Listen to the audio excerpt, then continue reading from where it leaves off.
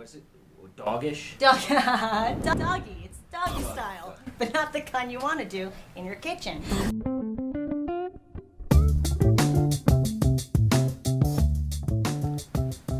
Hey guys, Bobby here with my friend Jessica. So Jessica and I were out last night at just hanging out at a bar with a few people, and one of the things that we do sometimes is we like to just observe what's going on, and sometimes laugh about it, sometimes really say, oh, that's kind of a good conversation, bad conversation. And what we want to do today in this video was kind of give you her perspective on what kind of conversation will engage her, intrigue her, want to continue versus the type of conversation that's going to make things really, really boring. So first off, welcome, Jessica. Thank you, Bobby, and thanks everyone for having me. So I guess the first question I'd have for you is, what is like the worst way a guy can start a conversation? Assuming you're out, hanging out, it's you. Let's use like an example last night. A few of us are standing by the bar. We're having drinks. Right. A guy kind of walks over to order his drink. He turns to you, and he wants to start a conversation. Yes. You said the worst way. Yeah, let's start with the worst ways because, ways. that when you hear the worst way, it kind of gives you an insight, oh shit, that's probably what I was doing.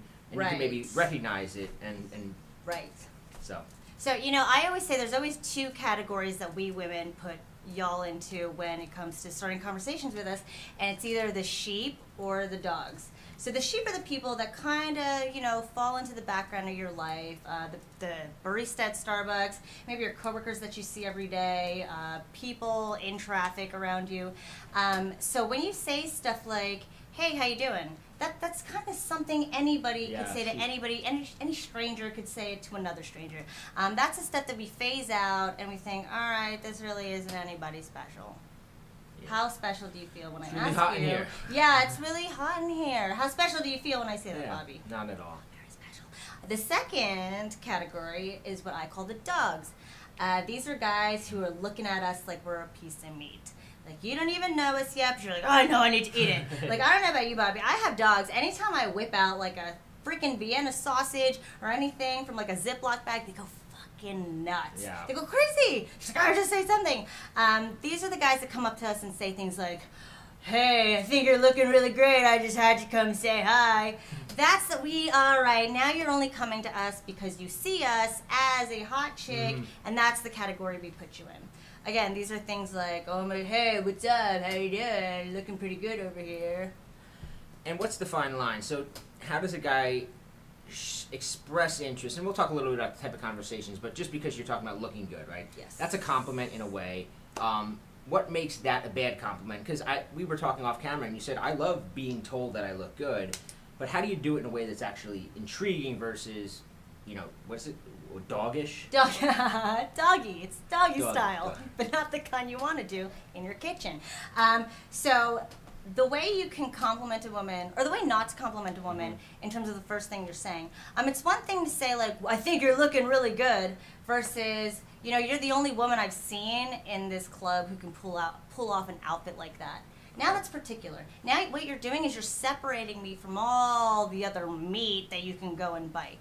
It's making it about me. It's making me feel like, wow, you're not just like every other guy, trying to do tricks for treats. You actually care about what I look like specifically to any other woman in here, because let's be real, there's going to be a lot of women in there who are going to be rolling their eyes and saying, like, look at this guy saying the same shit I heard him say to that girl.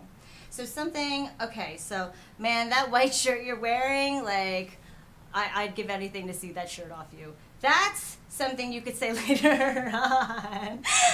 But again, that might sound creepy to you, but because she's the girl wearing a white shirt, you probably don't want to come in that freaking strong, but that's what I mean when I say be that particular and be that specialized to her. All right, so let's say the guy comes over. Let's say the guy, we're standing by the bar, he comes over, you're drinking your drink, he starts talking to you. He uses, let's just say, although I don't usually recommend the compliment opener or whatever. Right. But let's just say he did do that. Okay. But he was, you were like in a talkative mood. You're like, you know what, I'm going to give this guy a chance, even though he kind of went in a little too doggish or whatever. Where does the conversation go to veer away from being boring and veer towards like, hey, I'm actually having fun talking to this guy? Okay, so are we still talking about like the compliment opener? I'm just talking about, it doesn't matter what he opened. Let's just, we use that as an example. He came over, he said, oh, you pull off that dress really well. It's a romper, thank you. And then he wants to continue the conversation. Uh-huh. How does he continue it without you rolling your eyes and getting bored, or just saying, giving your friend the help me eyes? Like, okay, this is not really fun. I mean, one of the traps guys fall into is thinking, all I have to do is start the conversation. That's all I have to do. So maybe you do start the conversation, and she's like, oh, hey, thanks, I just got it. A lot of guys will fall back to, okay, now I have to ask her extremely safe things that don't come off overbearing. And this is where the talk about, like, so what are you doing here? So what do you do for a living? So are you from town? These are all things that nobody gives a shit to hear about or talk about.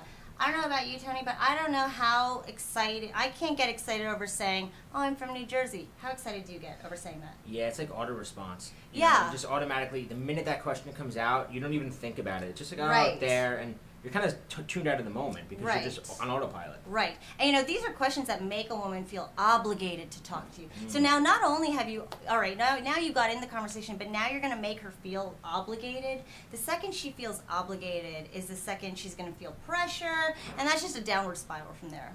So the best way to carry the conversation is not to put these third-party subjects in, like your job, the people in this town, where you go, your drinks.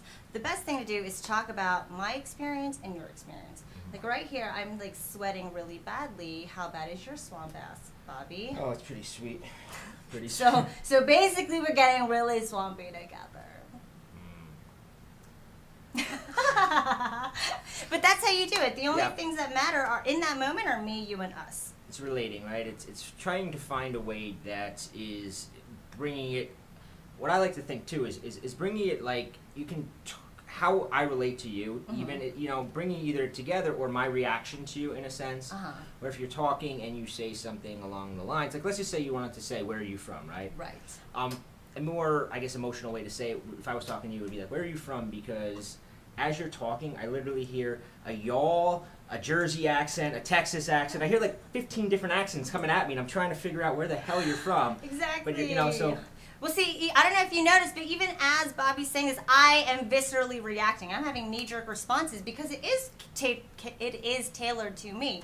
And if you're able to do that, instead of where you're from, I hear a specific accent, I don't even know what to make of it. Now you're specializing it to her. Now it's not just where are you from, it's I want to know you. Yeah. And that's what causes those knee-jerk responses that you just saw just now. So, okay, now you've got a knee-jerk response. He's got some interest. Give me a topic, right? Because you said, we talked earlier that, all girls like different topics you don't really know. Either how does he find out what you like in a way without just kind of hammering you with like, so what are you into? What do you know? Right. How does he get that out of you naturally to get on a topic that is actually interesting? And I know, I know that the topic itself is always going to be about you, but to carry a 20-minute conversation, where is he steering it? Okay, we've been talking about this all the live long day in regards to what is interesting. So the most interesting thing that you can possibly talk about with a woman is herself. And you obviously, you might be at home thinking like, okay, so I just have to talk about her. Not necessarily. You don't want to laser focus and make her feel like, oh my God, get over me.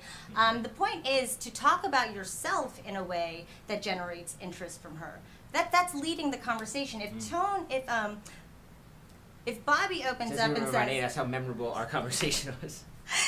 If Bobby says to me, listen, I'm from Jersey, and you know what? I need to know where you're from because I'm hearing a certain way you're saying talk and coffee. Him opening up now gives me the opportunity to relate to him. And if you give her opportunities to relate to you and engage with you, what you're doing is you're making her feel like, ooh, look, I can relate to him. Ooh, look, I'm talking to this guy. It's going to make her feel that much more invested in you and that much more interested in you.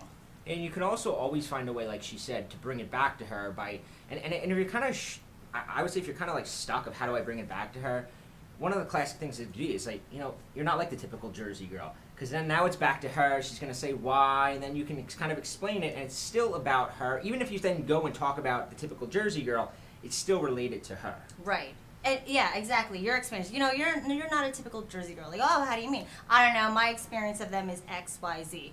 And you're probably going to hit it on the head every single time. As long as you're talking about your experience, she will find a way to be like, oh, yeah, definitely. I see what you're saying.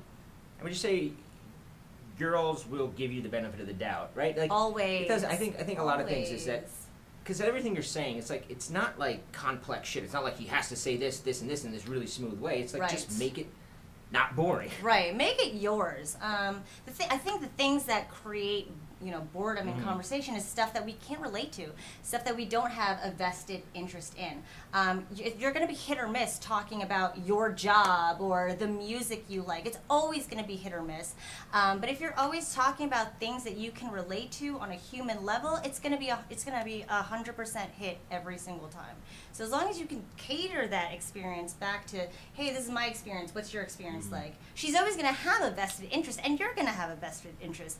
And then you're not going to feel bored talking about, like, oh, my job, I work with computers a lot. Like, how excited are you going to be talking about your job? So I guess the final way I'd like to ask is, okay, so now you're talking, it's kind of back and forth, you're having a good vibe. I mean, obviously, as a girl, if he's talking. You kind of know what he wants, right? Yes. But at some point, it has to kind of be more acknowledged, right? The flirting, some kind of teasing. There's got to be something that is like, it goes from like the under the thing to like the moment where like, okay, we're both on the same page here. We know what's going on here. So what's a good way a guy can do that to get to that, hit that flirtatious thing? To hit that flirtatious stage, I always say there's the middle ground between creating interest and intrigue to creating desire is you have to create a positive experience. You gotta get her laughing. I think a lot of people take for granted the fact that, yeah, sure, you can have a great conversation. We can talk all the level and be, oh my God, in Jersey, yeah, oh my God, me in Jersey. But if him and I aren't laughing together, it's gonna be really weird when he's like, man, I don't know, that romper is making me think really dirty things. I'd be like, what the? I thought we were just talking about the Everglades in New Jersey. Yeah. It's gonna come off weird. But the in-between of getting her to laugh lets her feel not just comfortable with you, but now she has a positive experience. So when this guy that she has a positive experience with actually, lets it be known that he wants her, now we're going to be like, ooh, and he wants me? Like, yes, finally. But you have to make her feel good about you first. Yeah, I think laughter really is social lubrication. It's Oh, like God, it kind of like lubes it up and makes it like, it's like, oh. So Jess, I know that you have another video and actually a whole training called Speak to Spark Arousal. Yes. What exactly, give us some other ideas of what they'll learn. There's a link to check it out below, but, entice us. So basically, I like that you said that, entice us. So basically, Speak to Spark Arousal takes you through the whole process of creating initial interest and intrigue, and then moving forward to having a positive laughing experience to moving into flirty without being weird or creepy, because a lot of people don't know how to navigate that space in conversation, or they just don't. Hey, it's Bobby. If you like this video, make sure you hit the big subscribe button below. Every Wednesday, I release a brand new video on creating attraction, avoiding the friend zone, looking less desperate and needy, and more confident, high value, and masculine around the women you're talking to. Every video will include specific techniques and tactics that you can use immediately. So if you like this video, make sure you subscribe.